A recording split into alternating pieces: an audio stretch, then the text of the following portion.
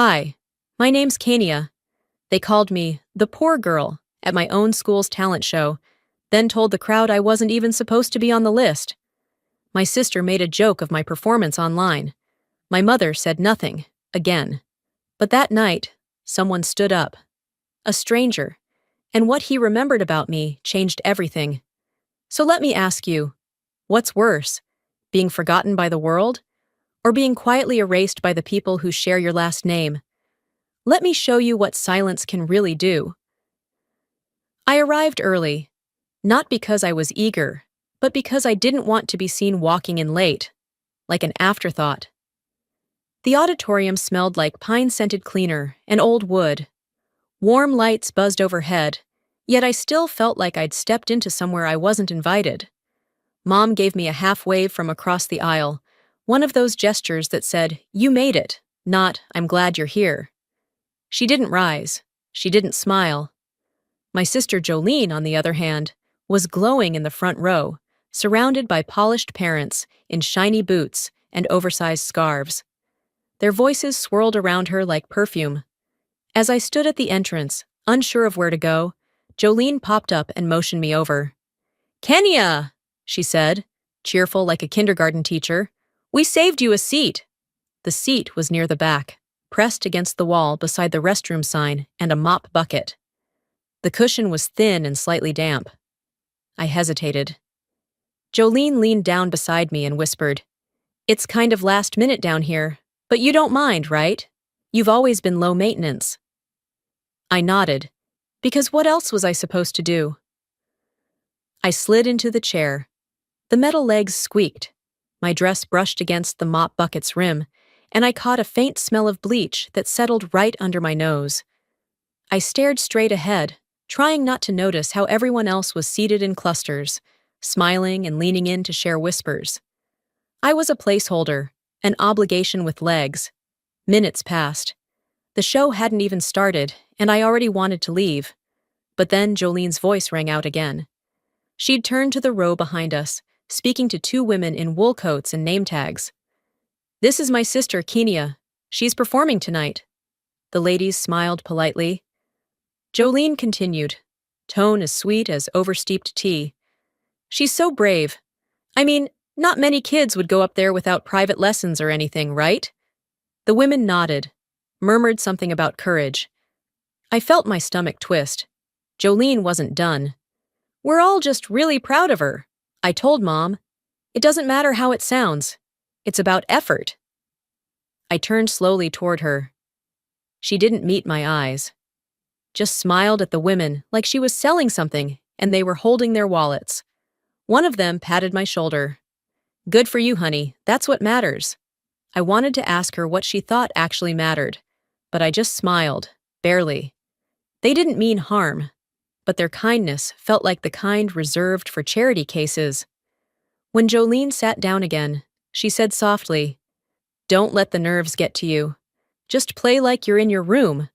Then, louder, "She writes her own songs, you know." I leaned back in my seat and let my head tilt toward the ceiling, trying to focus on the stage. The curtains hadn't even parted, but I already felt the audience's eyes labeling me. Brave, poor, different. I'd been here before, metaphorically. At birthdays where my name was last on the cake. At holidays where Jolene's gift bags had tags from Macy's, and mine said clearance in tiny font. At the dentist's office when Mom filled out her insurance info and whispered, "Only do the cleaning, not the extras." I learned young that silence was safer than saying, "This isn't fair." Because when I said it once, years ago, Mom sighed like I'd embarrassed her, and Jolene said I had a complex. From then on, I tucked the unfairness into my socks and walked on it. It didn't go away. It just made my steps quieter. Jolene took a photo with her friends, fluffing her hair just right. I sat still. I wasn't part of the picture, even though I was in the frame. From the pocket of my cardigan, I felt the folded edge of the music sheet I'd rewritten by hand. The original had a coffee stain from the diner. I'd copied it carefully last night while Mom dozed off on the couch. She didn't ask what I was writing. I touched the paper now, just the edge. enough to remind myself it was still there. Maybe that's what kept me sitting. Not courage, not obligation, just the knowledge that even if no one asked, I'd come here carrying something real. I could have walked out. There was still time. The auditorium doors were open. The streetlights were on outside. No one would chase me. But the thing about being humiliated isn't that it crushes you immediately. It teaches you how to wait. But waiting doesn't mean surrendering. The auditorium lights flickered once, then settled. That was my cue to head backstage. I slid my music sheet back into my pocket and followed the hall toward the dressing area. The hallway narrowed, lined with student posters and leftover flyers from the science fair.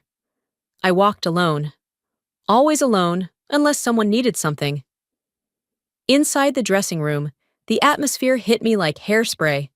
Girls were everywhere, adjusting glitter headbands, arguing over mascara, snapping selfies with fake peace signs.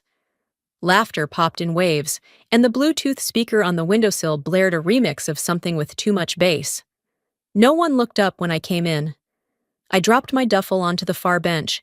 It made a flat thump that nobody heard. I knelt, unzipped it, and reached for the navy blue dress I'd ironed last night and folded with care. Except it wasn't there. In its place was a thin plastic grocery bag holding what looked like fabric? I pulled it out, heart already tight. It was my dress, but not as I'd packed it. The bodice was soaked. Dark splotches had bloomed across the front like a bad watercolor. The smell was sharp, cleaner, maybe bleach. Someone had balled it up and left it for dead. I stared at it, my throat dry. A girl 2 benches down glanced at me, then leaned toward her friend and whispered, "Who did that?" I asked. Not loud, but not soft either. A redhead shrugged. "I think it got dropped or something. Might have landed in the janitor's bin." "Sorry." Jolene's voice floated from across the room. "Oh no, that's the dress you were gonna wear?" She walked over, feigning concern. "Well, maybe it's a sign to keep it simple, Ken. You know, focus on the music." Then she turned to the mirror and adjusted her earrings. I didn't respond. I just packed the ruined dress back into the bag, shoved it deep into my duffel, and pulled out my fallback. Black jeans and a wrinkled gray top with tiny holes near the seam. It didn't matter anymore. I changed in the corner, moving like I wasn't there. The laughter never dipped. After slipping on my sneakers, I stepped into the hallway, hoping the air would be different. It wasn't. A stagehand passed by, took one glance at the safety pin I used to cinch my top at the side, and handed me a fresh one without a word. I nodded in thanks. I didn't flinch when I reached for the mic stand at the prep area. I adjusted it exactly how I'd practiced. The stand clicked, the cord coiled. I checked the pedal. Everything was functional, even if I felt like I wasn't. As I leaned over to tighten the cable, a memory crawled up behind me. Last week, while the sign-up sheets were still fresh on the wall, I asked Jolene if she'd seen my letter of confirmation. She shrugged. "Maybe you didn't get in. Or maybe your Gmail's full again. Didn't you miss that email about picture day too?" I remember blinking, then nodding, thinking I was the one at fault. But the next afternoon, while taking out the trash, I found it. My envelope. It was half-torn, stuffed between empty juice boxes. Addressed to me. The seal ripped just enough to hide that it had been opened. I didn't confront her. Not because I was afraid. Because it felt like arguing with a wall that would smile while it blocked you. So, I said nothing. I signed the duplicate form quietly and reprinted my music sheet. Jolene had her spotlight. She always would. I'd learned that long ago. But she couldn't take the sound I carried. The one that didn't need lights, or fabric, or applause. I took a deep breath now and ran my fingers over the edge of the keys. Unplugged, silent, waiting for my turn. I didn't need confirmation to belong here. She could ruin a dress. She could lose an email. But she couldn't erase the chords in my hands. Behind me, I heard her laughter again. Perfect, polished, practiced. Someone complimented her lipstick. Someone else asked who did her hair. I didn't turn.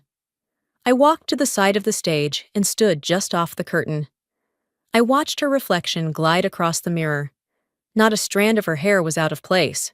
She caught my gaze in the reflection and smirked. But I didn't blink. I didn't return it. I just waited, not because I had to. Because I chose to. The dress was ruined, but not the song. I didn't need a clock to know when it was my turn. The air around me stiffened, and the hallway sounds narrowed into a tunnel. Claps fading, shoes tapping the linoleum, my own breath steady and shallow. I gripped the edge of the curtain like it might keep me upright. A voice from the stage boomed into the mic, cheerful but uncertain. Next up, we have, Kendra. Kendra Rollings? Some laughter scattered through the front row. A teacher coughed. A parent snorted. The MC tried again. I'm sorry, Kara? Kara Rollins? My stomach flipped, but my face didn't move. I stepped forward. It's Kenya, I said softly. No one corrected him. No one repeated it. I walked to the piano in silence, each step heavier than the last. The lights dimmed behind me, spotlight sharp on my shoulder blades. The audience settled, except for the ones still whispering. Jolene didn't say a word. She sat 2 rows from the front, arms crossed, smiling slightly, like someone who already knew the punchline to a joke no one else got yet. I sat down, adjusted the bench, just as I had 100 times in the garage with that cracked keyboard, and pressed my fingers to the keys. The first note came out soft. Too soft. I paused, then began again. This time, it rang clear. I moved through the melody slow and sure, the notes stretching out like threads I was weaving together to make a space that felt like mine. But the room didn't shift with me. No heads nodded, no phones lifted, no one leaned in. I finished with a quiet phrase, 3 notes that landed like breath on a mirror. And then, nothing. No clapping, no polite hum, just a chair creaking and someone coughing twice. Quick. My hands hovered for a second above the keys. My shoulders stayed still. I looked up. My mom's eyes met mine. She didn't smile. She didn't raise her hands. She folded them in her lap like she was waiting for church to be over. No tears, no pride. Just quiet. That kind of quiet tells you everything. It tells you not to ask. It tells you this moment was never meant for you. I stood, nodded, walked off stage without bowing. My hands were cold, my throat tight, but not a single tear made it out. I was done giving them the satisfaction. Backstage, the world was louder. Kids in costumes giggled. Someone dropped a prop. Jolene stood in front of a mirror with a girl from her dance team fixing her bun. As I passed, one of the stagehands touched my elbow gently. Hey, he murmured. Your name wasn't printed in the program. We were told you withdrew. I blinked. What? He looked apologetic. I double-checked the sheet before the show. Someone said you pulled out last minute. I didn't realize. It's fine, I said, but we both knew it wasn't. He handed me a copy of the show schedule, the MC's copy, the one with annotations. I glanced down. Slot 4. Withdrawn. I reached into my cardigan pocket, pulled out my folded copy of the original program. There it was. Kenya Rollins, original piano composition, threaded light. Exactly where it should have been. She'd told them I quit. Not out loud, of course. Jolene never made noise when she could make moves. She didn't scream. She orchestrated. I watched her reflection in the mirror. Still perfect, still untouched. She turned slightly, saw me holding the paper, and smiled like she was posing for a picture only she could see. I didn't smile back. Instead, I folded the page again, tucked it back in my pocket. Proof doesn't undo the erasure, but it keeps you sane. I kept the folded program in my pocket as the crowd shifted into intermission.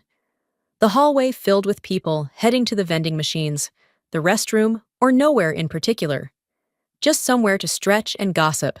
I turned down the side corridor where the green room was and leaned against the wall. I wasn't hiding, not exactly.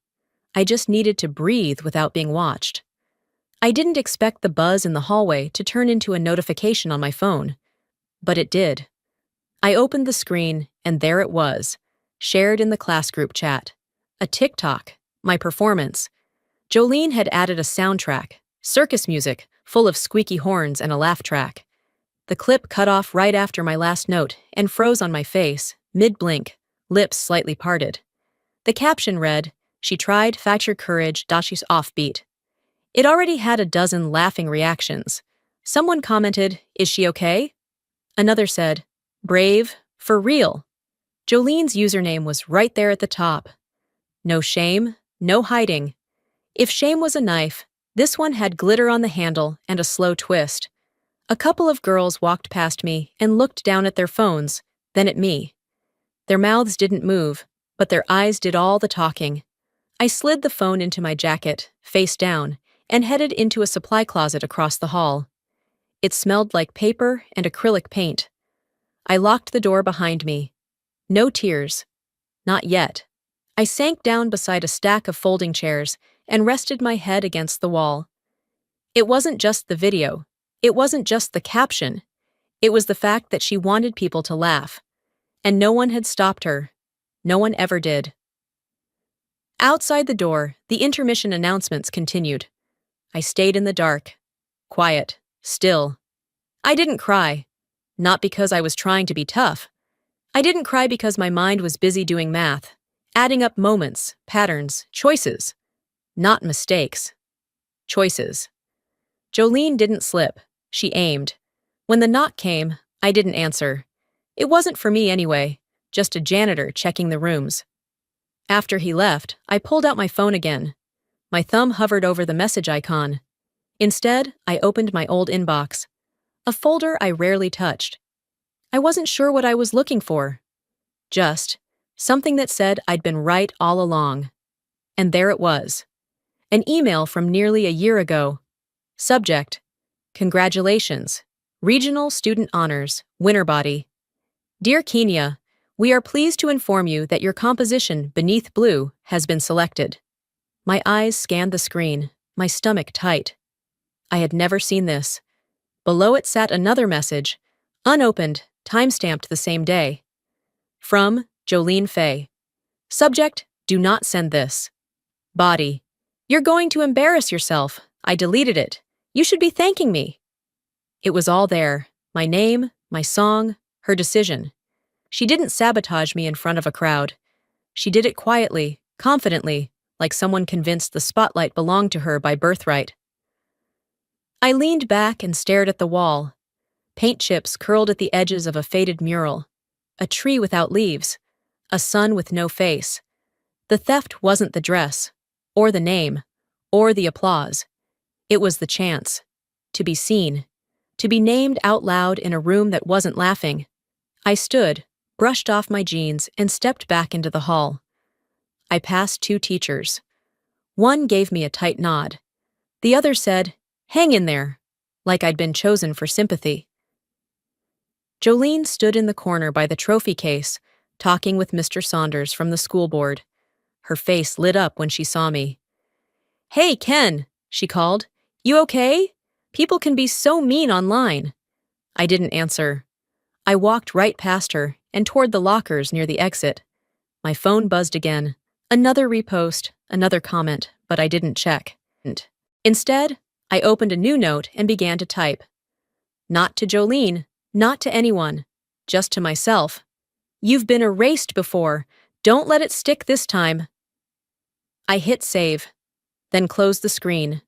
The girl they laughed at online wasn't finished. She was just getting started. The house lights flickered twice, once to warn, once to reset. I stayed seated on the floor near the exit doors, arms wrapped around my knees, phone screen gone black in my lap. Intermission was ending, and the room beyond the auditorium doors started humming again. Programs rustled, heels tapped, kids were being corralled back into seats by the dozen. I didn't move. I wasn't hiding. I was just no longer sure I wanted to be seen. Someone passed me in the hall without looking twice. A volunteer parent, maybe. She was saying something about the next act being Jolene's group. Oh, she's so polished. It's unreal. Of course she was. I stood eventually, but not to return to my seat. I meant to slip out quietly, before the clapping started again, before anyone noticed I had nothing left to give. My backpack was half-zipped, music folder shoved inside, corners poking out like broken wings.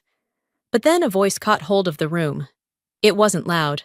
That's what made people turn. "Excuse me," he said. The man who stood had been in the last row all evening. I hadn't noticed him until now. Tall, gray hair, hands clasped behind his back, like someone used to being listened to only when he chose to speak. The MC paused mid-sentence, confused. "Yes, sir?" He stepped forward slowly, no rush in his gait. His voice stayed level. "Before the next group performs, may I ask, was that an original composition the young woman played earlier?" Silence fell like dust. Someone whispered. A program dropped. I stood still just outside the entrance, staring at the hinge of the door. My mom turned in her seat to look at him. Jolene blinked, as if something on stage had betrayed her. The room waited. The MC looked around, unsure if he should answer. The man repeated, a little softer this time. "Did she write that piece herself?" His eyes landed on me through the open auditorium door. They weren't questioning. They were verifying. I took a small step forward. My hands trembled only slightly. I said, "Yes." Not loudly, but I didn't shrink from the sound of it either. Somewhere, a student coughed.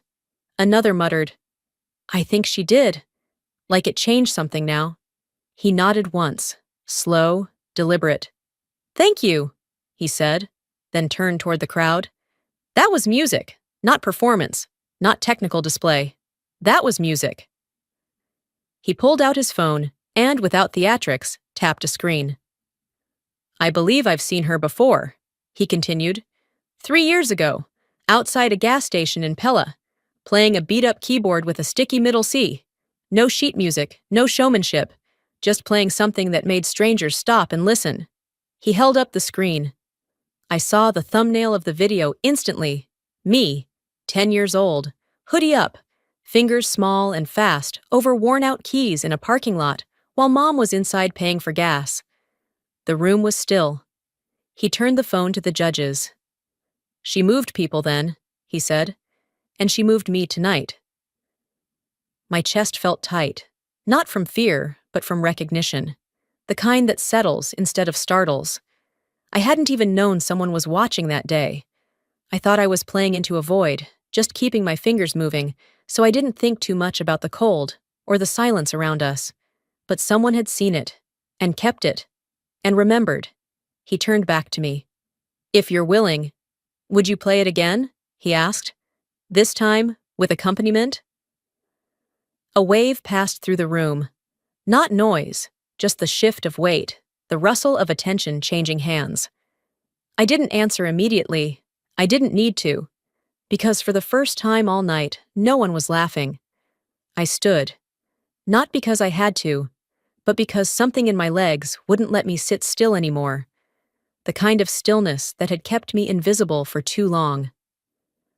As I moved down the aisle toward the stage, the lights above dipped again. Arlo was already waiting by the side curtain. He didn't say anything, just nodded once. Calm, steady, like this wasn't a performance, but a conversation that deserved to continue. The piano sat where I left it, quiet and patient, as if it had been listening all along. I reached it without looking at anyone. Not Mom, not Jolene, not even the judges.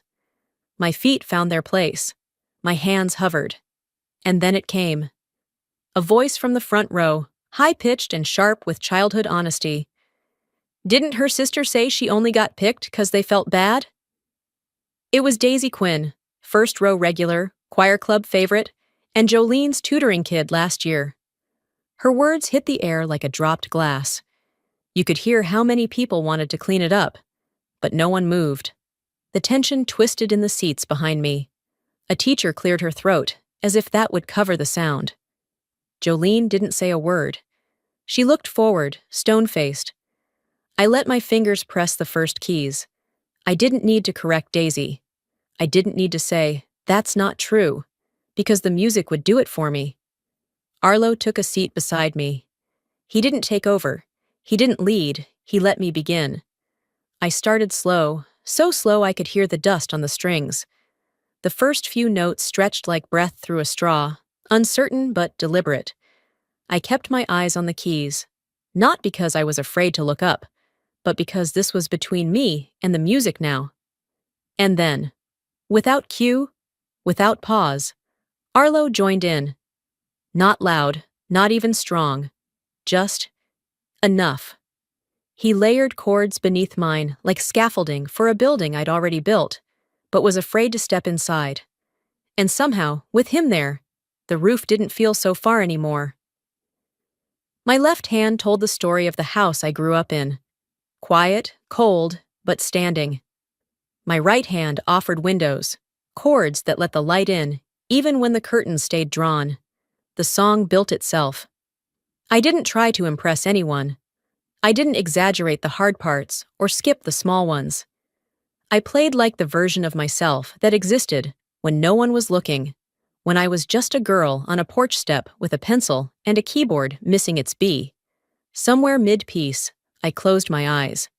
Not for drama, for safety, because I didn't want to be pulled out of it by a cough or a look or Jolene's stillness. I stayed in that place until the last note fell like a feather into the center of the room. Silence followed, but this one was different.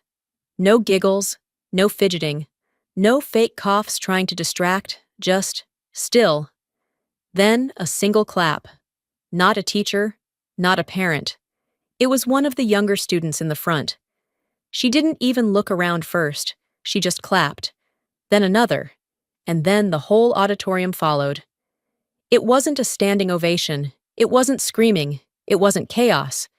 It was cleaner than that, like the sound of a door unlocking. Quiet. Real.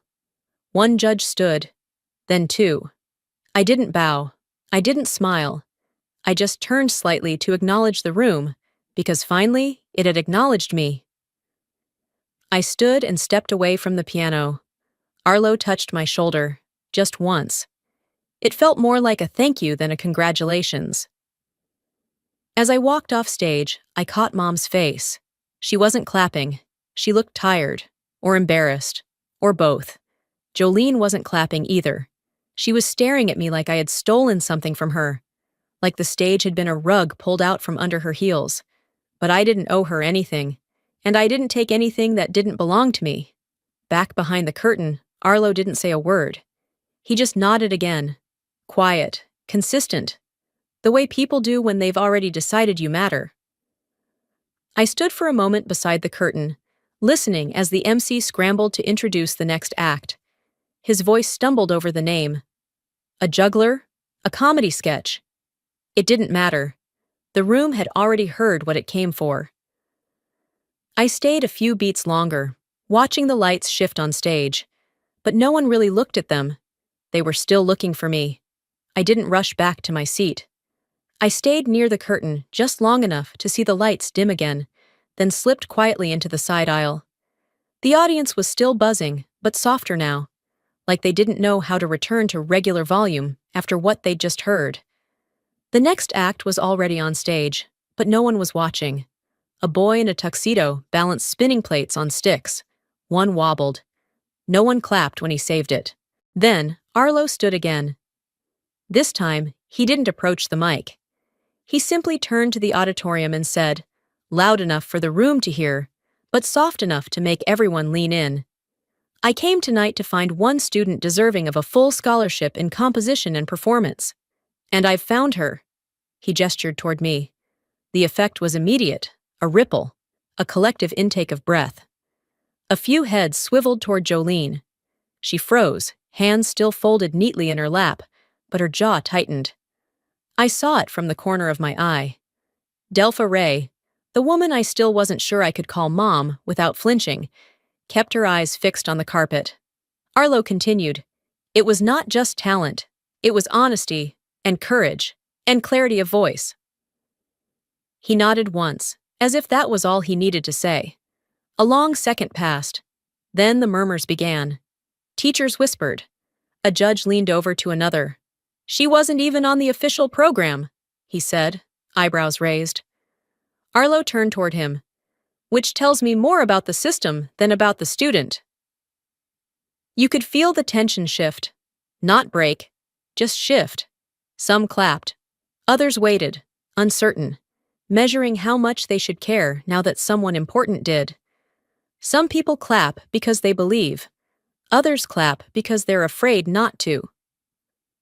Jolene didn't clap, but Mrs. Aldridge did. She stood up halfway back in the room. Floral blouse, reading glasses hanging from a beaded chain, the kind of mom who always volunteers but never gets thanked. My son submitted a piece last month, she said, her voice shaking just enough to be heard. He was told he wasn't polished enough. No one responded. She kept going. But maybe it wasn't about polish. Maybe it was about who he's not related to. That landed. More murmurs. A judge shifted in their seat. One teacher started flipping through the program like it could explain itself. I didn't say a word. I didn't need to. Arlo turned to me again and held out a piece of paper. No ceremony, no fake smile. I walked toward him and took it. It was heavy stock, hand-signed at the bottom. The Maddox Foundation. A weekend mentorship, full ride, open-ended. I folded it once, neatly, and slipped it into the same pocket where my music had been all night. I turned back toward the audience. I didn't bow. I didn't smile. I didn't make eye contact with Jolene, even though I could feel her trying to pull mine. Instead, I walked down the side steps and slid into an empty chair in the far row. No one stopped me. No one leaned in to whisper. They'd heard enough. The MC stood awkwardly at the side of the stage, eyes darting between his clipboard and the crowd. He cleared his throat. Well, we'd like to thank everyone for their performances tonight. Our final act will be... He didn't finish. Jolene had stood up. Her hands shook slightly, her mouth opened. I think, she started, voice thin but reaching. I think there's something we should clear up. But the MC interrupted gently, firm like someone who'd had enough.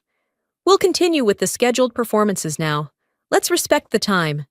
Jolene stayed standing, for too long, just long enough to feel the discomfort settle around her. Then she sat. Not everything ends with applause. Sometimes it ends with silence too loud to walk through. As the final act wrapped with a shaky rendition of a pop song, people began gathering in the lobby. Parents congratulated their kids with programmed pride. Teachers offered half smiles.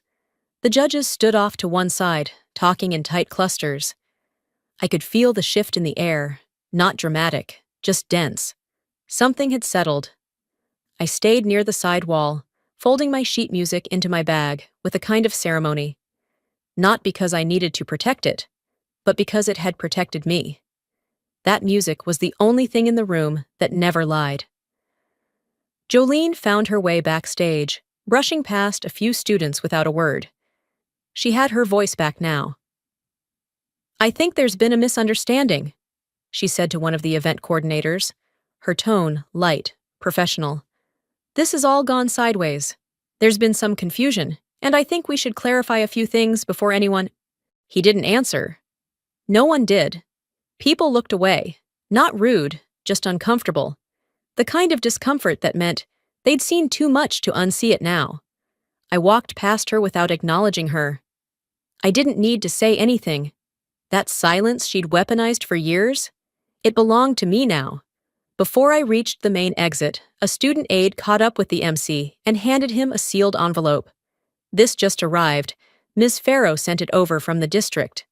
He frowned slightly and opened it, cleared his throat, then walked back to the mic still set up near the judging table. People quieted instinctively. He read, To whom it may concern, I taught both Kanaya Rollins and Jolene Fay during their middle school music courses. I had the rare experience of seeing their early development, not only as students, but as distinct voices. Jolene froze behind me. I watched one work hard to master technique. I watched the other, Kania, reach for something deeper, not for perfection, but for meaning. A hush fell across the room. There was an incident 3 years ago during a spring showcase.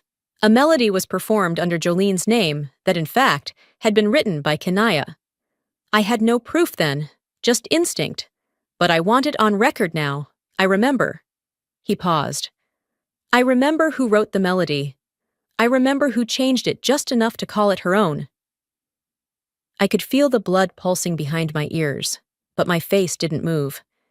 Then came the final line, steady and without flourish.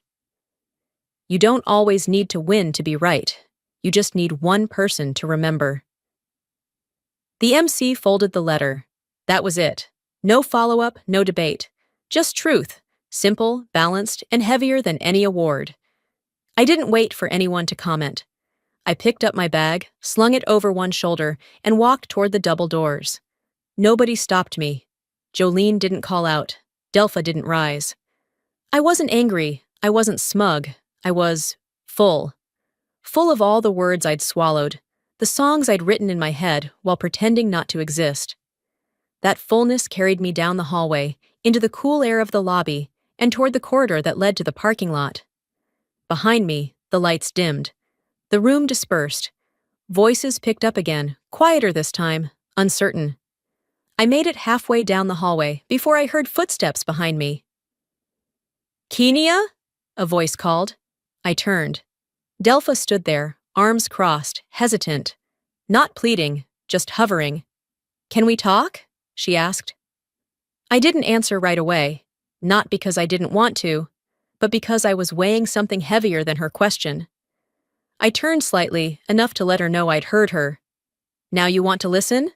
She opened her mouth, but I didn't give her space to explain. I just nodded once, calm, not cold. I'm not angry, I said. I'm just tired of whispering into closed doors. We didn't speak again that night. Delpha stayed in the hallway, her arms crossed like a barrier she didn't know how to lower. She didn't call out after me, just stood there, in that flickering stretch of silence, like she was waiting for me to hand her something she hadn't earned, a clean exit maybe, or forgiveness that came with a bow on top, a chance to still be the mother she had only just started trying to become. But trying doesn't erase the years you spent watching someone drown. So I left. Quietly. No tears, no shouting. Just me, my backpack, and the cold. It was the kind of cold that didn't bite. It settled in, slow and deep, the way certain truths do. I walked past the mailbox, past the porch where I used to sit after school, and out onto the street where my shadow stretched beside me, like it was relieved to be finally walking away too. 1 week passed before we spoke again. A Saturday afternoon. A gray sky, smudged like someone had dragged a wet brush across it. The kind of day that doesn't commit to rain, but holds the idea of it. Quiet and threatening, like a secret not ready to spill. We met at a small cafe near the park. It was nearly empty. Just the low hum of a dishwasher in the back, the hiss of steamed milk, and the occasional clink of a spoon in a ceramic cup. Delpha sat across from me, her posture careful, like even sitting down was a risk. She stirred her coffee slowly, staring into it like she expected it to speak first. They suspended Jolene from student council, she said, barely louder than the rustle of napkins between us. She's been removed from the award nomination list, too. I nodded. I already knew, kids talk. And when something crashes, especially someone like Jolene, the news spreads like wildfire on dry leaves. She says it's not fair, Delpha added, her voice catching slightly. Says people turned on her overnight. She wasn't exiled, I replied. She just stopped being the center of the room. The words sat between us, unblinking. Then she said, I didn't speak up. Not that night. Not before. I thought, if I chose a side, I'd lose the other. There was no excuse in her voice. No attempt to make herself smaller or more likable. Just the plain, hard truth. That was still a choice, I said gently. Even silence is a side. She didn't argue, and I didn't demand anything.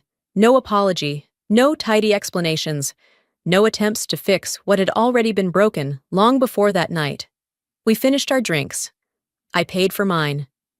We stood, nodded goodbye, and left without hugging. No tears, no promises. Sometimes closure doesn't come with sweeping music or a well-lit goodbye. Sometimes it looks like two people walking away in opposite directions, both knowing something has ended. That evening, back at home, I checked the mailbox like I always did. Among the flyers and bills, one envelope stood out. Thick cream paper, blue ink, my name, handwritten. The return address read, Maddox Music Foundation. I opened it at the kitchen table, my hands steady but my breath tight. Inside was a formal acceptance letter. They wanted me in Chicago. A mentorship weekend.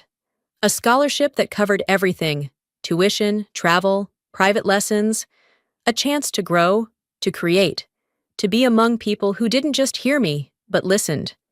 And at the bottom of the letter, in unmistakably careful handwriting, "See you soon, Kenya." A.M. I didn't cry. I didn't even smile. But I held that letter like it had a pulse, like it knew the weight it carried. Validation didn't fix everything. It didn't stitch shut every wound or erase the ache of having to fight so long to be believed. But it reached something inside me I thought had long gone numb. It whispered, "You were right."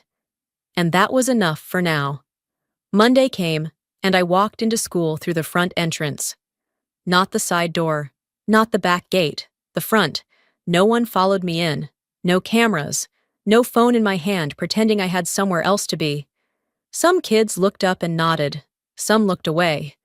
But no one laughed. No one sneered. Jolene was in the hallway when I passed.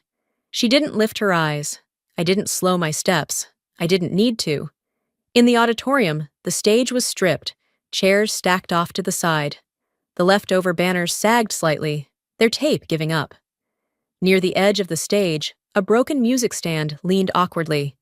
One leg bent, its top still standing upright. I didn't sit in the back. I didn't rush to the front. I just chose a seat. Mine. Not the one someone else gave me. Not the one that was left over. And for the first time, I didn't feel like I was trying to prove I belonged. Because I knew I did. Not because of a trophy. Not because of a moment on stage. But because I kept going when it was easier to disappear. Because I stayed true when it cost me more than anyone knew. Because even when the applause stopped, I didn't. So no, I'm not asking to be seen anymore. I already